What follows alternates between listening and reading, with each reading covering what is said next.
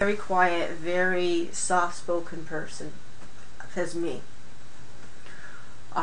Getting myself into a social situation where I'm uncomfortable. I feel judged. I look at others and I judge them because I think they're judging me.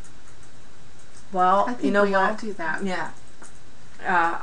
The best thing I could have done is thrown myself into a social situation where I knew nobody and I got the opportunity to sit there and listen and look at everybody that was there. And not look by judging, but look by listening. Listening to their personal experiences, looking to their lifetime goals, looking to what tragedies that may have befallen their lives. And by looking and listening and hearing and sensing how everybody else and how they were all interacting together, everybody where was positive. They were all there that were positive. They all overcame different things in their lives to be able to be that way. And that sort of set a light bulb off in my head and said, you know what? I'm going to put my self out of that corner. I'm not going to be all sad and lonely and sitting in the corner depressed that I can't do anything, that my life is over because I have so much misery upon me. I learned to let myself go. I learned to allow myself to experience without judgment and with the fact that I want to be able to open up and express myself. First time I opened my mouth and tried to say something, it came out all gobbledygook. It was like, okay, fine, whatever. I'm trying to express myself. I'm trying to open up. It's a hard step to take, and it is. It's a very hard step to take as you're trying to build a personal empowerment and a personal growth. Very hard. But once you get to that point of confidence and knowing that you can be that way and knowing that you can be in a conversation with somebody else and be free and open to express yourself without having to have any hang-ups or forejudgments or anything that's there, it feels really good. So getting back to, as you were saying, those that may be weak, those may be depressed, those that may feel like they've failed themselves and nothing that ever goes right for them, it will. You just need to find that little spark in yourself that's there in your mind, and let it out. And let it come to the surface. And learn to grow that spark, and learn to let that spark be your positivity, and learn to let that spark be a part of your subconscious, and learn to let that spark guide you into all the positive areas that you need to have. But you have to look in yourself, and then you have to let out to the universe. Thank you, Marianne. Do we have any questions? Tech guy?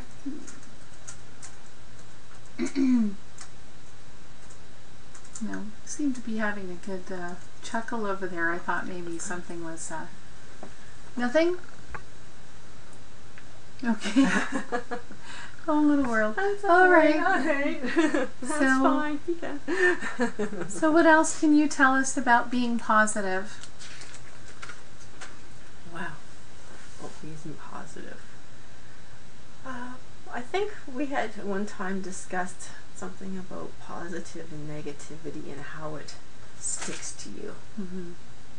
We were at the shop one time, and our conversation had gone the route where a very positive person we grew up with wanting to be positive, and as we walk around in our daily whatever it is we do, we get these blobs of negativity that end up sticking to us and piling on our shoulders. Again, from what we hear, what we see, what we do, it's always going to be there. And I think what I said to you was that we need to learn how to unblock ourselves from this positivity by basically washing it away and allowing more space for the positive energy to grow. My example I like to use is a lint roller. because on a lint roller you can see all the stuff that comes off, and that's all the negative stuff. So if you feel like you're really negative and you want to start being able to help yourself with affirmation and growth, clean off all that negative with a lint roller. Yeah, with a lint roller, and then you can see it, because sometimes people need to see things too to believe that it's really there. So by doing that and seeing, calling that negative, bring in the positive afterwards and say, okay, I've just gotten rid of my negative. It's like a ritual. The negative is gone, positive is in, and then just go from that point. Yeah. Okay, and we have an online question.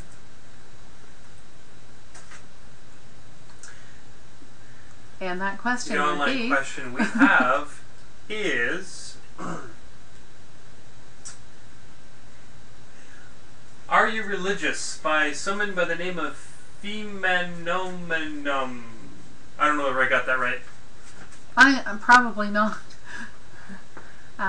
Well, did you want to answer that? Am I religious? Okay.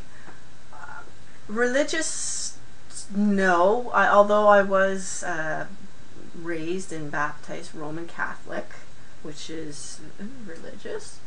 I studied religion, and I studied a variety of religions. I believe in spirituality and the spiritual nature and the essence of being and a creator, and of the ability of the creator and the angels to provide us with the spiritual love, life, and light that we need to also survive every day in our lives.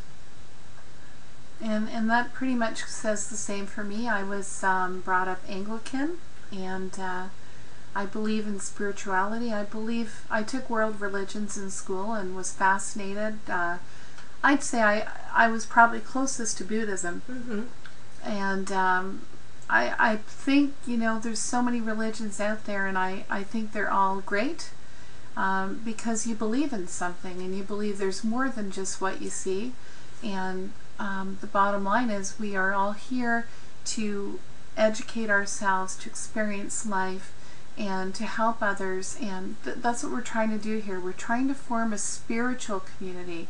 So whether you believe in God or Jesus or the Bible, or you have other faiths or beliefs, if you believe in mankind and you believe that we're all souls that are on a human journey, and we're here to assist each other and live each day being the best person you can be, then that's what we believe in, and that's why we're here, and that's what we're trying to accomplish. So did that help answer your question, or did you have another question? You have another question? No? You're good? Okay, well, thank you very much for the question. Thanks for joining us tonight. And again, you're with www.askyourangels.ca. We are the Ask Your Angels talk show on Blog TV. We're here every Wednesday night at 8:30 p.m. And yes, we have another question. What's your question? We have another question. Have you seen spirits or felt them at all, or is it purely a belief? I can definitely answer this one. Did you want to as well? You go ahead. Yeah. Well, you go first.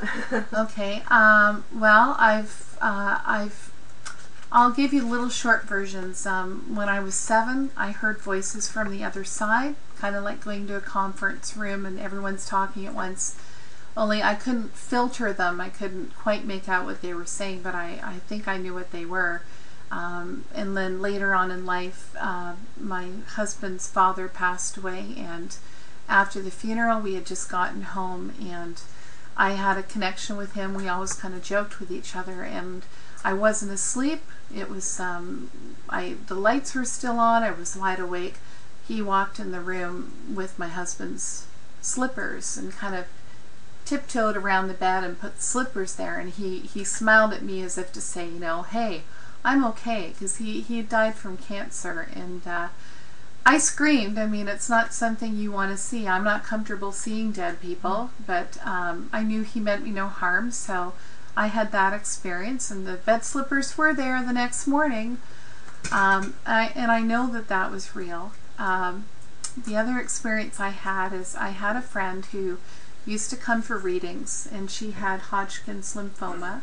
Her name was Karen, and I had told her, I had predicted that she would beat the cancer, and she had 5 years of hell basically, and treatment, and bone marrow transplant. I mean, she did everything. They used some sort of chemo. She had 3-degree burns inside and out. Karen was thought of by all of her friends as an angel on earth. She was an amazing person.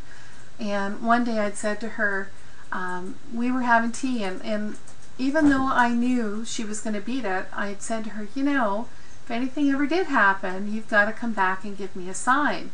And she kind of laughed, and I said, but don't come back and haunt me. And she said, okay, fair enough. So basically what had happened with Karen, and I'm trying to make it as short as I can, I did find out she had beaten the cancer, but her immunity was so low, she got a lung fungus and she passed away.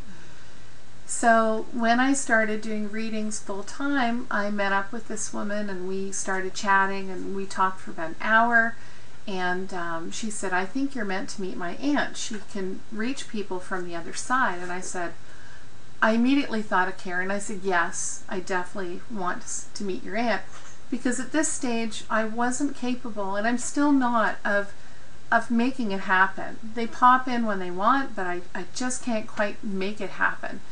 So that day that they were coming, I was so excited. I was like, oh, I'm going to see Karen, I'm going to see Karen. And I was so, I think this is, again, positive thinking. I envisioned it. I knew it's like an old friend was coming I hadn't seen in years, and I was going to see her, and I was elated. And they came over and I did a reading, and I said at the end, do you have a message for me? And I asked Noni, and she said, it's going to come from a source you're not expecting.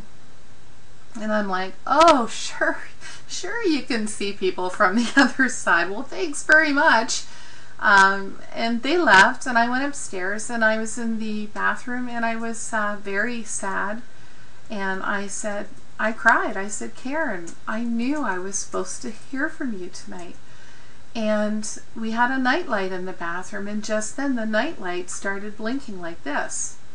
And this went on for a good minute. And of course logic takes over, and you're like, okay, so that's just, you know, it's blowing out.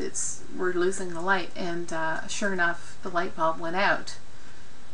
I went, oh, okay. But as I sat there, the air quality changed, and it changed in such a way, the air grew very thick. It's like when they say you can cut it with a knife, and I felt pressure on my chest, and I could feel Karen in the hallway, and I thought, I knew she was there. I didn't want to see her.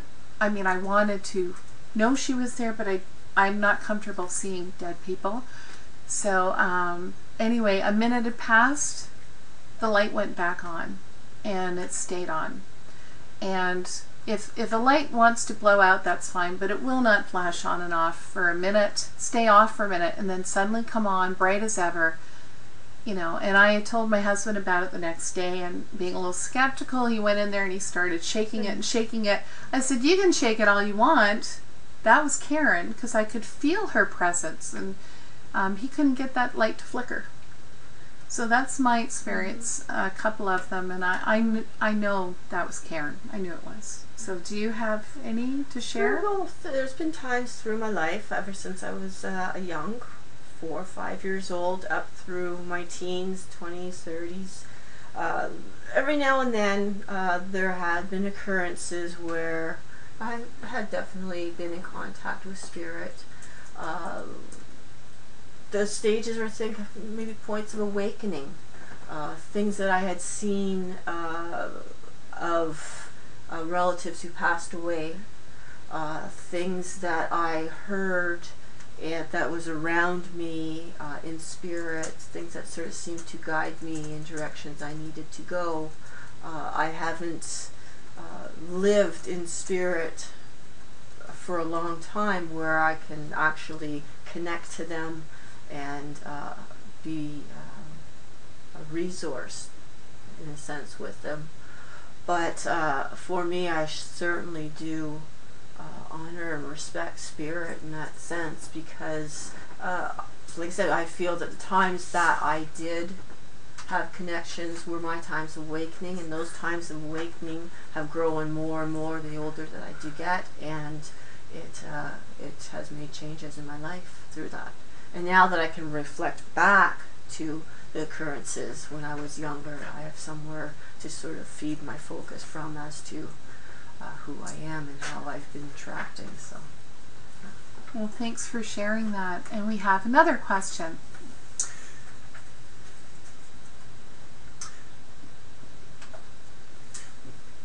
We have somebody online that is asking about whether anyone can speak to his grandmother.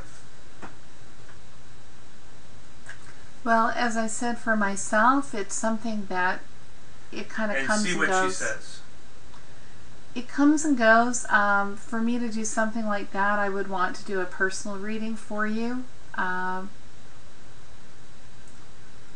You know, I don't have control over to just make it happen. Like I said, it's something I'd have to be very focused.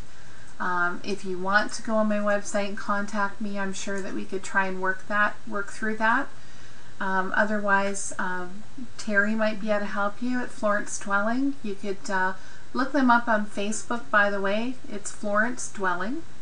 They're on Facebook, and that might be something Terry can help with. And the phone number. The phone number, yes. 289-260-0160. 289-230-0160.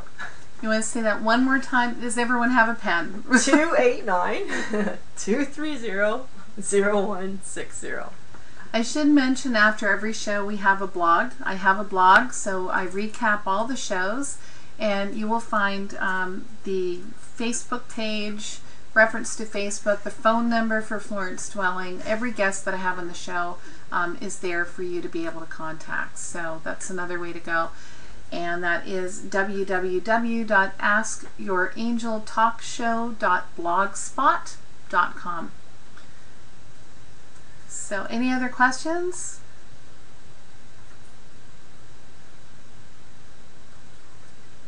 Okay. We're going to open up the phones if you'd like to phone in. It's 1-855-276-1717 extension 4. And we have an online question. I have a question online. Yes. My grandmother passed away, and it was just wondering if there's anything coming through. This is my first time on here.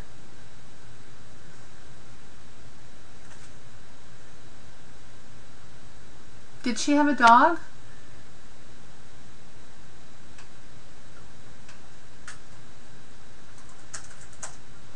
Yes.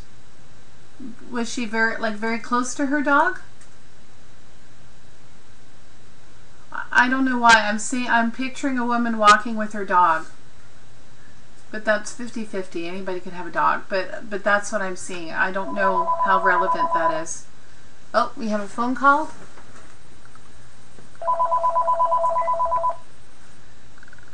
Ask your angels. Ask your angels. Hello, ask your angels. Do we have a call? Sure, just 1 second, I'll put you online. She was close to our dog is what his last comment was. Okay. I'm seeing a woman. Are you there? Is that who's on the phone? No. I'm seeing a woman walking along with a dog. I don't know. I really would have to do this off air because it takes some concentration for me. Is that relevant though? Like that she would show herself walking your dog?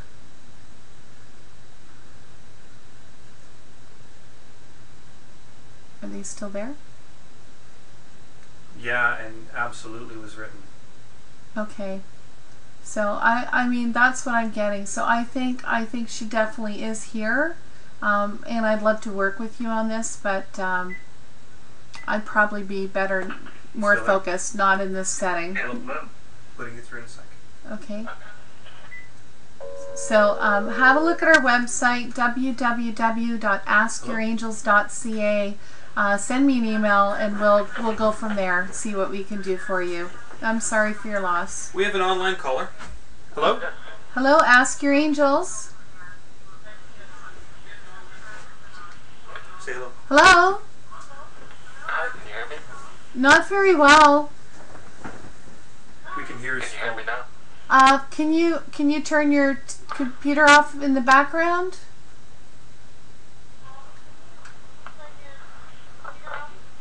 Yeah, we're getting some feedback. I think that's why. Yeah, sorry about this. Hi, this is Mike Hunt. Hi. And how can I help you? Hello? Mike? I'm sorry. Okay, well, going back to our conversation, I should mention, to answer the other question, I know that spirits are around us. I know that they're still with us, and that they look after us, and they pop in every so often. I've had a lot of experiences. The other experience I've had are not so much visual as, after I saw my father-in-law and I screamed, of course. He knew that I didn't want to see him, but when my son was born, it was his first grandchild, he was there because I was in the kitchen, and all of a sudden I could smell cigarette smoke, and I am not a smoker. I'm actually allergic to it, but he rolled cigarettes every day, so it was overwhelming, the smell of cigarette smoke. I knew he was there, and I remember calling his name and talking to him. So, and I've had other experiences too for other people. I had one girl came for a reading, and she got very emotional and she started crying, and I said, "Are you okay?" And she said, no, I'm okay. And all of a sudden I start laughing because I heard in my head I heard this woman go, "Bullshit," like just like that. Excuse my language, but that it was very coarse and very gruff. And I said, and of course I start laughing because this thing's in my head, and I'm like, I said to her, "I'm sorry, but I'm getting I think it's a grandmother, and I'm hearing," I said, "Was your grandmother, has she passed? And is she very, like, tell it like it is, very gruff, very to the point?" She goes, "Oh, absolutely." And then I told her what I had heard. She went, "Oh, that's definitely her." And then I suddenly got very, very cold. I got shivers, and the electricity that was going, the energy, I guess, that was going through me, it's like a bolt of electricity. I was shaking all over, and to the point where I said, there was another girl that she brought with her, and I said, "I don't think I can do her reading. I literally didn't know what was happening to me." And she said, "Relax, it's okay, it's my grandmother. She follows me to every reading I go to." I said, "It would have been nice to know." So, I know they're out there. They definitely are.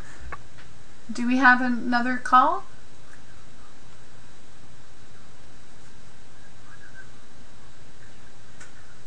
Well, let me put you through to them. Hold on 1 second. Okay, I think we have a call. Hi, how can I help you? You're with Ask Your Angels. Hello? Hi. Hi, my name is Glenn. You might know me. I'm a podcaster on Blog TV. Hello, Glenn. How are you? Not too good, unfortunately.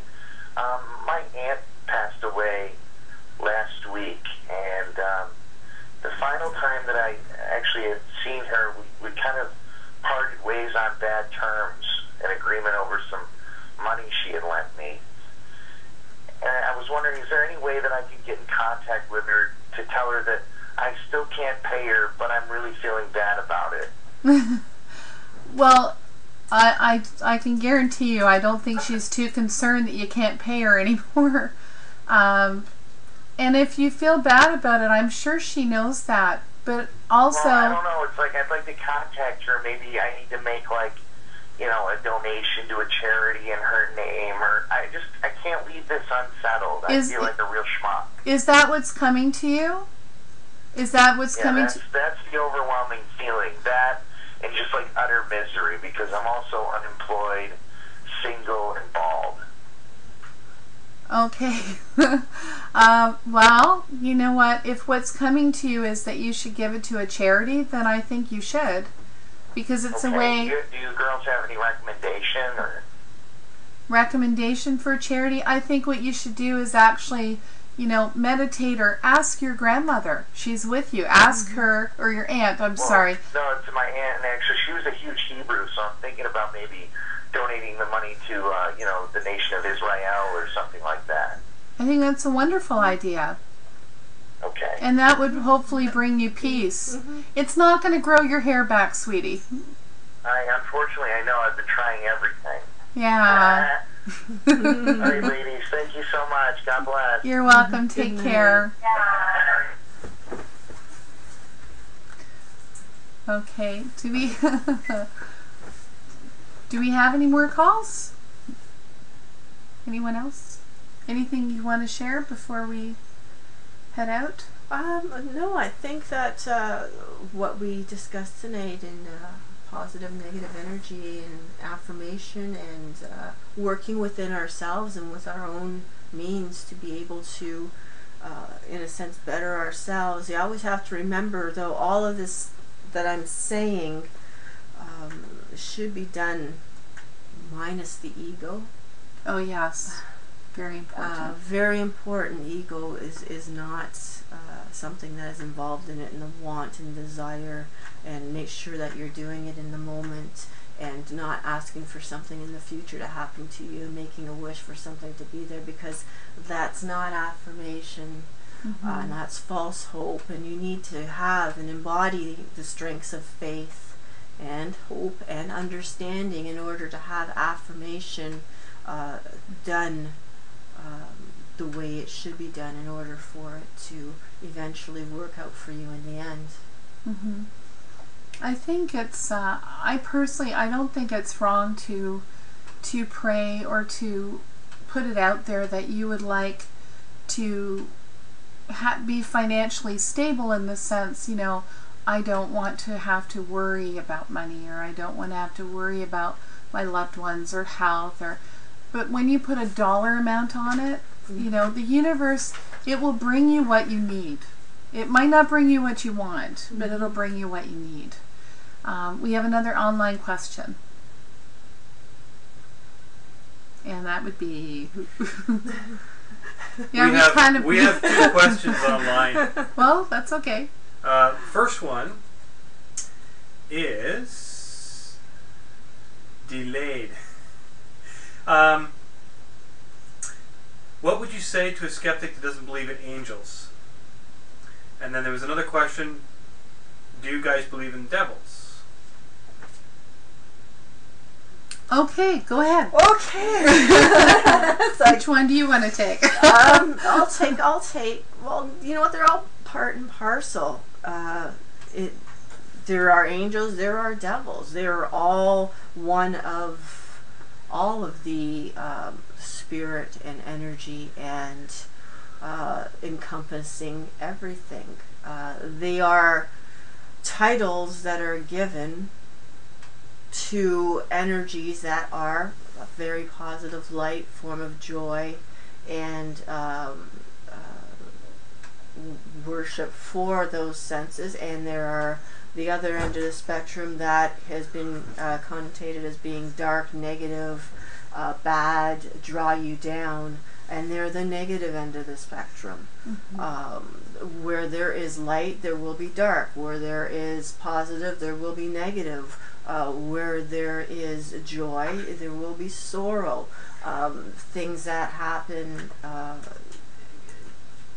can be changed. You look to an angel, and you look to an angelic being, and you look to a positive energy to channel, to gain, to be a part of, in order to enlighten yourself and be a better person, to do better things, to do more, and to be more.